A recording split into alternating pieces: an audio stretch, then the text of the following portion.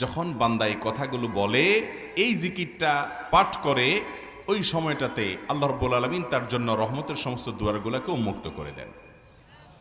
এই জন্য ভাইরা, এই দোয়াটা বেশি বেশি করে পাঠ করা, এবং এইটা পাঠ যখন করব তখন আমরা এই কথা চিন্তা করব যে এই সময়টাতে আল্লাহ রাব্বুল আলামিন আমার জন্য রহমতের দুয়ার উন্মুক্ত করে দিয়েছেন। দোয়াটা আবারও বলছি, আল্লাহু আকবার কবীরা ওয়ালহামদুলিল্লাহি কাসীরা ওয়া সুবহানাল্লাহি বুকরাতাও ওয়া আসীলা।